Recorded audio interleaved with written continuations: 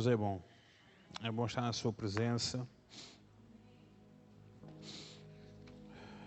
E apesar do cansaço que estamos, fazer o esforço. Hoje eu quero dar seguimento à série que comecei o domingo passado. Quem não viu, já está disponível no YouTube da igreja. Pode lá assistir. E hoje eu quero continuar. Nós falámos sobre o choro do reino a semana passada. E hoje eu quero falar sobre a justiça e a misericórdia do reino. Acho que vai de encontro e estamos a seguir o Sermão do Monte, onde para mim é o ADN do reino, né? É onde nós encontramos toda a referência e tudo aquilo que somos ensinados. Então, como vamos dar seguimento, vamos ler do verso 6 ao verso 12 em Mateus capítulo 5, do 6 ao 12, diz assim: Bem-aventurados os que têm fome e sede de justiça, porque eles serão fartos. Bem-aventurados os misericordiosos, porque eles alcançarão misericórdia. Bem-aventurados os limpos ou puros de coração, porque eles verão a Deus. Bem-aventurados os pacificadores, porque eles serão chamados filhos de Deus. Bem-aventurados os que sofrem perseguição por causa da justiça, porque Deus é o reino dos céus. Bem-aventurados sois vós quando vos injuriarem e perseguirem, e mentindo dizerem todo o mal contra vós, por minha causa. Exultai e alegrai-vos, porque é grande o vosso galardão nos céus. Porque assim perseguirão os profetas que foram antes, porque assim perseguiram os profetas que foram antes de vós. Este é o nosso texto. Uma das nossas características, e para nós percebermos um pouco, hoje eu quero trazer um pouco mais conhecimento acerca do que é o reino de Deus, o que é o reino que nós ansiamos, um reino no mundo, um reino na nossa vida. Mas a verdade é que uma das nossas características que nos muitas vezes impede de nós vermos o reino ou experimentarmos os reinos é a nossa maior dificuldade. É a nossa impaciência. Os impacientes, eles nunca verão o reino de Deus. E todos nós, possivelmente, podemos compreender que a impaciência no nosso coração é talvez a coisa mais problemática do nosso dia-a-dia. Nós queremos para ontem e praticamente exigimos o nosso bem-estar a todo custo. E muitas vezes, pisando outros, muitas vezes somos como uns pequenos bebés a exigir as coisas. Muitas pessoas, elas se desiludem na caminhada de encontrar o reino porque elas são impacientes. E por causa disso, elas afastam-se, elas se desanimam, elas se entristecem, elas não persistem no caminho porque elas são impacientes, porque elas acham que grandeza é sinal do reino, que importância é sinal do reino, que riqueza é sinal do reino, e não é muitas vezes. É verdade que o reino de Deus é importante, mas não é importante da forma como o mundo trata o que é importante. O reino de Deus é o reino mais rico, mas não é a riqueza como o mundo olha para a riqueza. Então, porque elas ficam tristes, a sua impaciência causa-nos em nós uma tristeza com Jesus. Porque o propósito que Jesus oferece para a nossa caminhada com Ele é diferente às nossas expectativas.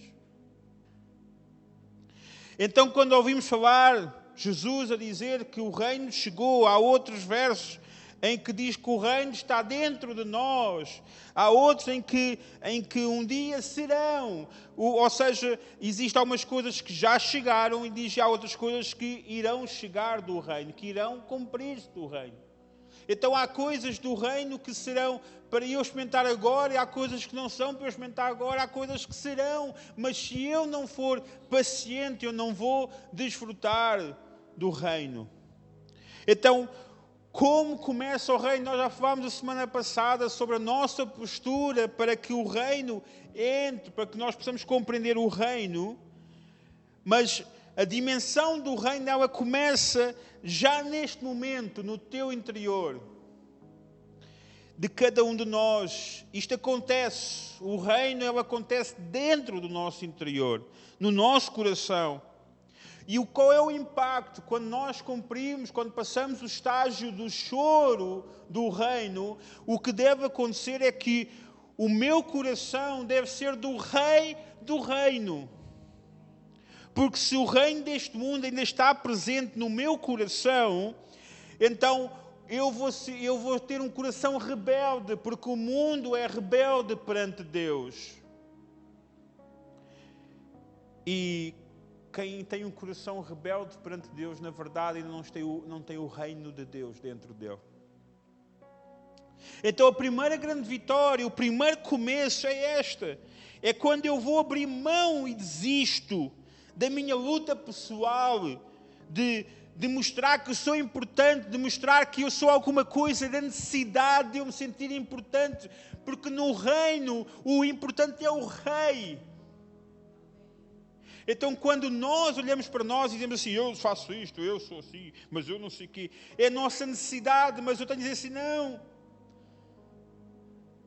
Quem sou eu perante o rei?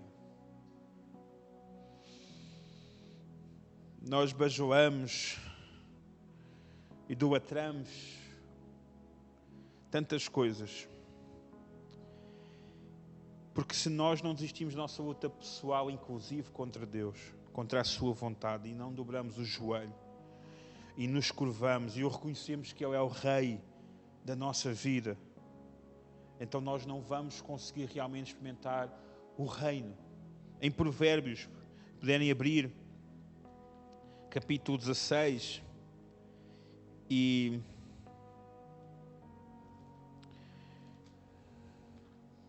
Provérbios 16, verso 32. Não sei se vocês têm a versão Bíblia para Todos, alguém tem outra versão? Posso ler o 32? Sim? O que é que diz?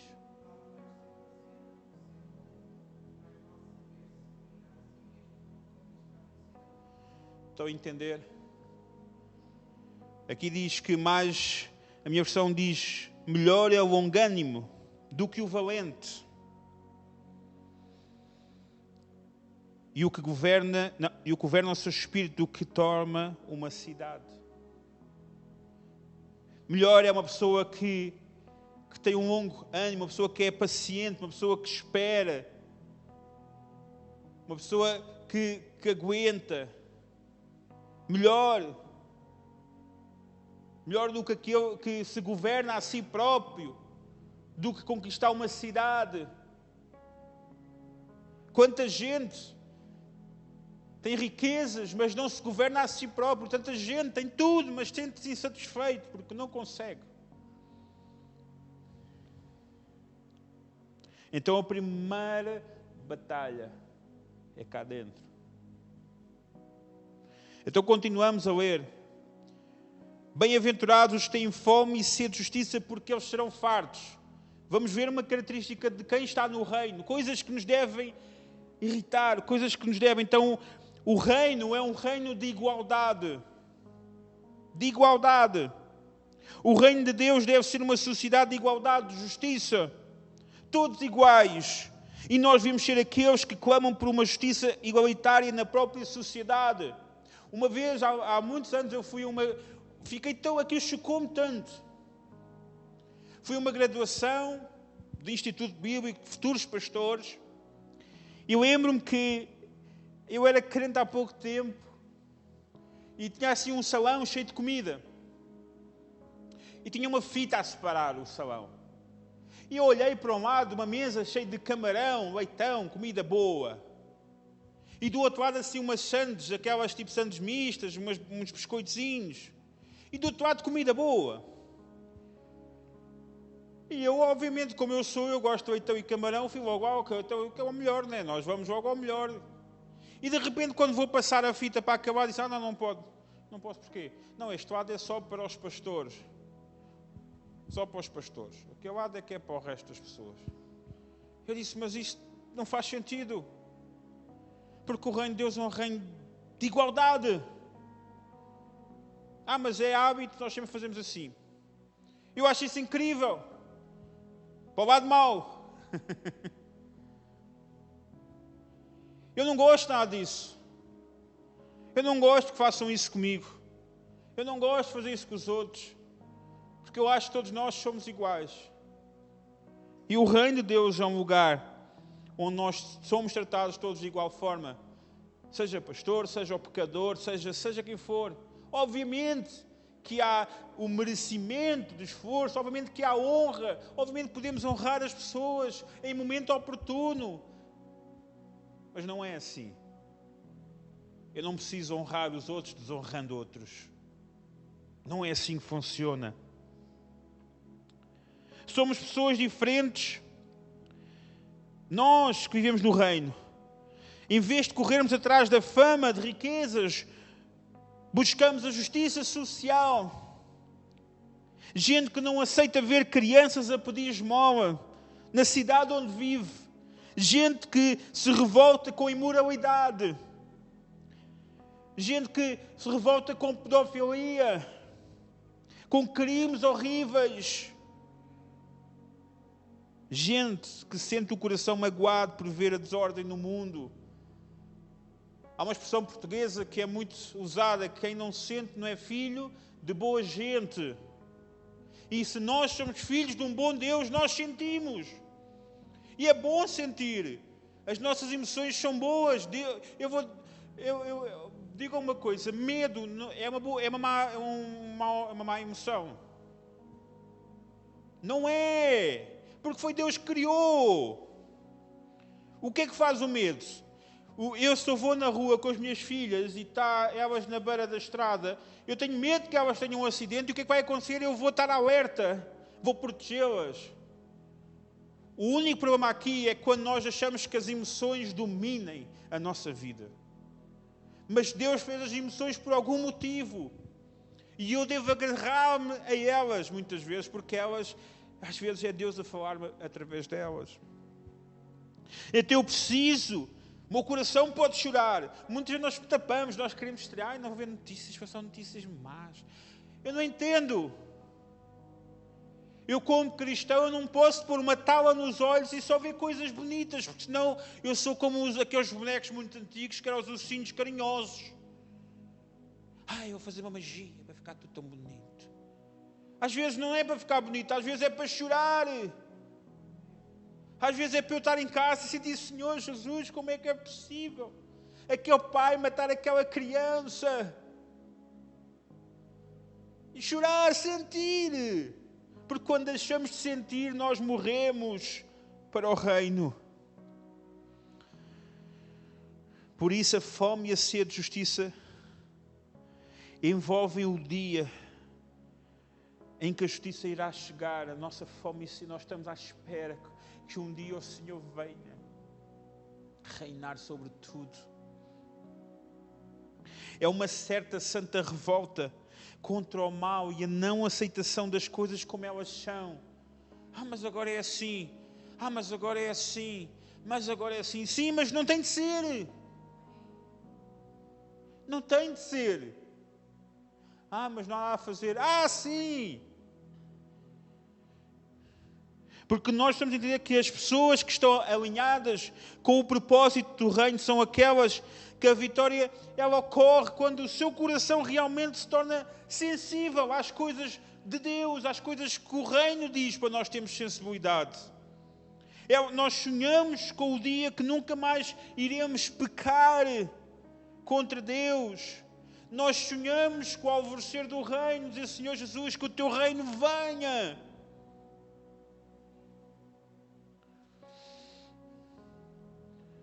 Bem-aventurados os misericordiosos, porque eles alcançarão misericórdia.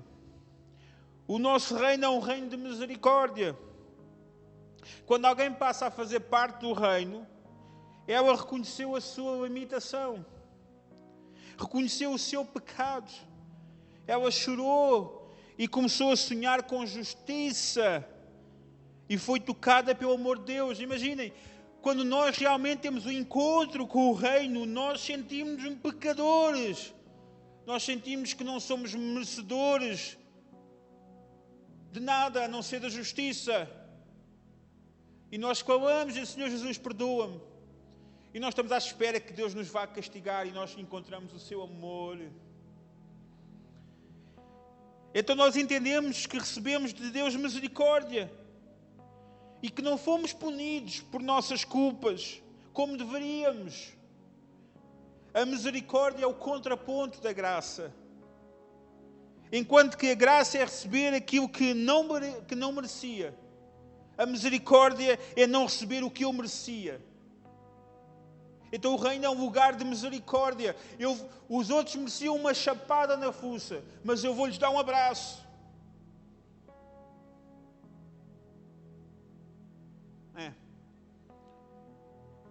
É misericórdia a funcionar. Os misericordiosos são aqueles que uma vez foram tratados por Deus com tal amor e misericórdia e agora tratam os outros dessa maneira. É por isso que quando uma igreja, quando um crente, quando alguém conhece Deus e diz que é seu filho e vê alguém a errar, ele deve apontar o erro, deve dizer está errado, mas a misericórdia está aqui.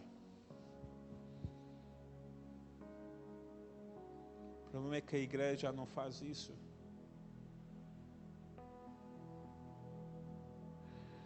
O mundo tem falta de misericórdia. E se ele não encontrar na igreja, nos filhos do reino de Deus, onde ele encontrará? Se todos fizéssemos justiça, como ficaríamos? Como? Então a igreja que vive no reino de Deus tem a sua função de ser um agente de misericórdia na sociedade. Mas infelizmente nós vamos na internet e o que vemos é cristãos a atacar este.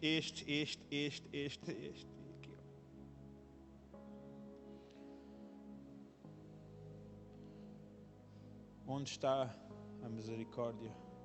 A misericórdia não é retirar culpas nem responsabilidades. A misericórdia é um caminho para restaurar a vida.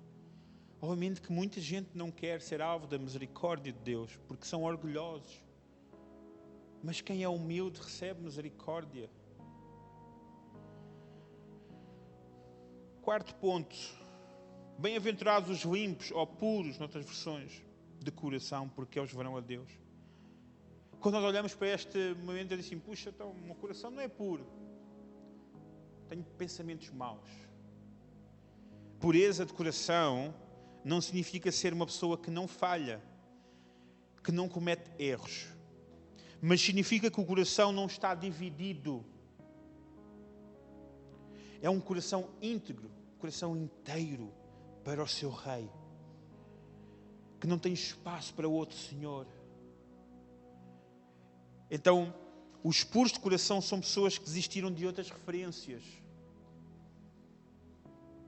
Nós pensamos assim, pastor, é verdade. A maior referência na vossa vida não tem de ser eu. Apesar que eu sigo Jesus e em mim devem ver algum exemplo. Devo ser alguém correto, sem dúvida. Mas eu devo ser um espelho para Deus apenas. Para vos relembrar quem é Deus. Relembrar quem vocês têm de seguir, a quem vocês servem, a quem vocês devem morrer, por quem vocês devem morrer. Nós não seguimos ideologias, ídolos, egos, não seguimos o mundo. Devemos ser pessoas completamente alinhadas com Deus, com Cristo e o projeto do reino de Deus. E qual é o prémio, pensamos nós? Pensamos. Aqueles que têm um coração dedicado ao Senhor não vão ganhar riquezas. Não vão ganhar destaque. Não vão ter um nome importante. o que o Senhor nos oferece por nós sermos íntegros, é porque veremos Deus. E nós pensamos, ver Deus. Vocês lembram-se em Êxodo quando Moisés pediu a Deus para o Senhor, eu quero ver a tua face. E Deus lhe disse assim, olha, quem vê a minha face não pode ficar vivo. Deus, olha, vou-te mandar, vais ir para montanhas, conto-te uma fendazinha que eu vou passar. E ele viu Deus de relance. Deus passou de relance. Ele teve um vislumbre. Mas aqui diz que nós veremos Deus.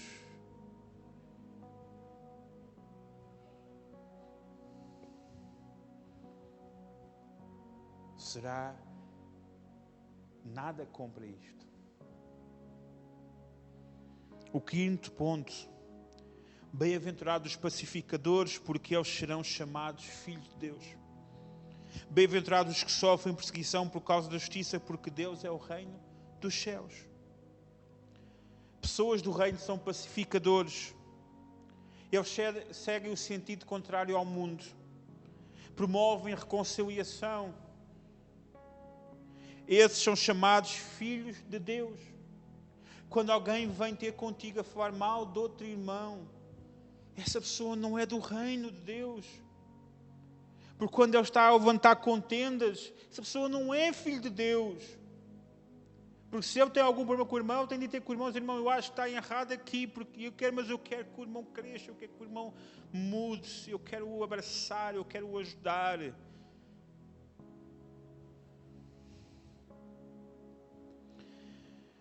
Mas pensamos que ao sermos pacificadores, então teremos paz para nós, né? Mas não é isso que acontece. Porque ele diz, bem-aventurados os pacificadores, porque eles serão chamados filhos de Deus. Bem-aventurados os que sofrem perseguição por causa da justiça, porque Deus é o reino dos céus. Ou seja, precisamos entender que aqueles que vivem alinhados com o reino de Deus, eles serão muitas vezes incompreendidos. E muitas vezes na igreja, eles serão perseguidos por causa disso.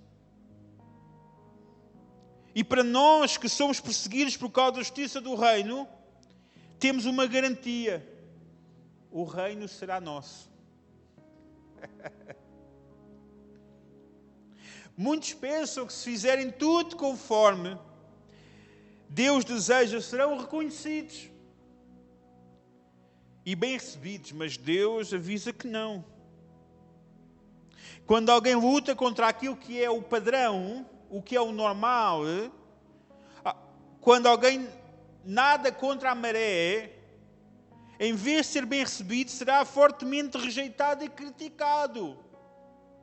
Ao longo da minha vida, havia comportamentos errados, mas que estavam já cristalizados no ADN da igreja. E quando alguém confronta isso, meu amigo, eu não sabia que era assim. Eu pensei assim, não, na igreja não vão fazer isso. Na igreja as pessoas vão só amar. Não é isso que acontece. Porque quando não há paz, o reino que domina não é o reino de Deus, é o reino dos homens. E no reino dos homens podem falar de Deus, podem orar a Deus, podem cantar para Deus, mas não é Deus que reina ali. Último ponto. Bem-aventurados sois vós, aqui é a parte, é a cereja no topo do bolo. Bem-aventurados sois vós quando vos injuriarem e perseguirem, e mentindo, disserem todo o mal contra vós, por minha causa. E agora vem o melhor. Exultai e alegrai-vos, porque é grande o vosso galardão nos céus, porque assim perseguiram os profetas que foram antes de vós. Então, na hora do sofrimento do reino, o nosso Senhor Jesus diz, boa, vai comprar uns bolinhos, uns docinhos, compra um champanhezinho e começa a festa, meu amigo. Alegra-te. E nós, Senhor, está difícil. Difícil! Vamos comer e alegrar, porque foste perseguido por minha causa. Parabéns! É hora de comprar os bolinhos e os doces. É o momento de fazer uma grande festa. E nós lá a chorar. Aquele irmão que eu amava tanto me traiu. Oh, Senhor, aquele irmão, aquela pessoa que estava comigo, que orávamos juntos, agora fala mal de mim. Alegra-te. Alegra-te, compra um bolo, festeja. Porque é isso que acontece àqueles que seguem o reino de Deus, que seguem o projeto, que seguem, têm fome e sede de justiça. É o que vai acontecer, meu caro. Então alegra-te.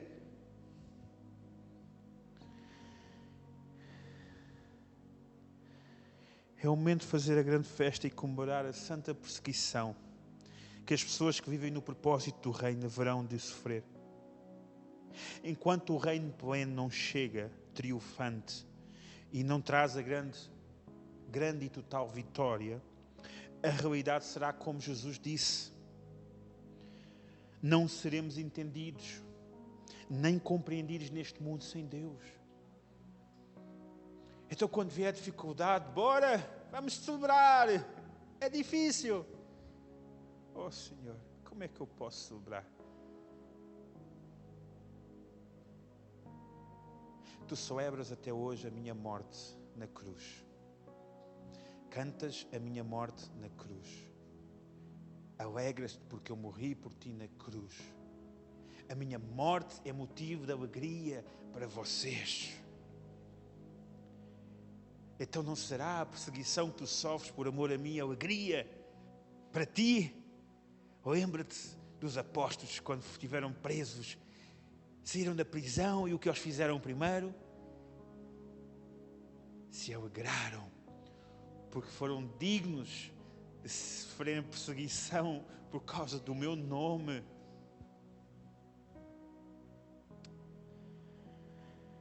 Para concluir, lendo estes versos na versão da mensagem, disse: abençoados são vocês que sentem fome de Deus. Ele é comida e bebida, é alimento incomparável. Abençoados são vocês que se preocupam com o bem-estar dos outros. Na hora em que precisarem de ajuda, também receberão cuidado. Abençoados são vocês que puseram em ordem o seu mundo interior, com a mente e o coração no lugar certo. Assim vocês poderão ver Deus no mundo exterior. Abençoados são vocês que conseguem mostrar que cooperar é melhor que brigar e competir. Desse modo irão descobrir quem vocês realmente são e o lugar que ocupam na família de Deus. Abençoados são vocês cujo compromisso com Deus atrai perseguição. A perseguição os fará avançar cada vez mais no reino de Deus. E isto não é tudo. Considerem-se abençoados sempre que forem agredidos, expulsos ou caluniados para me desacreditar. Isso significa que a verdade está perto de vocês o suficiente para os consolar. Consolo que os outros não têm. Alegrem-se quando isso acontecer. Comemorem, porque ainda que eles não gostem disso, eu gosto. E os céus aplaudem, pois sabem que vocês estão em boa companhia. Meus profetas e minhas testemunhas sempre enfrentaram essa mesma dificuldade. Então, quando nós olhamos para o reino, e o reino esquecido não pode ser esquecido, neste momento é esquecido. Porquê? Porque se eu chegar perto de alguém numa igreja e eu assim, diz-me o que é o reino de Deus, a maior parte das pessoas não sabem explicar o que é o reino de Deus. Elas não sabem o ADN do reino, elas não conhecem o coração do reino. O que elas conhecem é o ir à igreja ao domingo, ouvir o pregador. Mas isso é tão descartável como uma pastilha elástica. Porque trocamos isso por uma ida à praia. Trocamos isso porque decidimos não ir. Olhamos para isso como se fosse nada. O vir à igreja e eu dizer ao Senhor, eu sou do reino. E o reino vai se reunir agora. E vamos aprender mais sobre o reino, para não me esquecer do reino do qual eu faço parte, pago o preço, invisto a minha vida. Então que todos nós possamos entender, e possamos entender a justiça e a misericórdia do reino, porque sem ela nós não iremos experimentar, não iremos ver Deus, o reino não será nosso, porque se nós não vivemos nestas regras, nestas ideias do reino, nesta visão do reino. Então nós possamos orar a Deus nesta tarde e possamos dizer, Senhor Jesus, que o teu reino vive em mim, para a tua glória, Deus. Vamos orar, amém? Obrigado, Jesus, pelo teu amor, obrigado pelo teu cuidado, Senhor. Nesta tarde estamos diante de ti, Senhor, sabendo que tu és Deus desta igreja, sabendo que tu és Senhor desta igreja, Deus. Sabendo que tu cuidas de nós, Senhor. E Deus, e nesta tarde, Deus, eu oro para que tu derrames o teu poder sobre nós.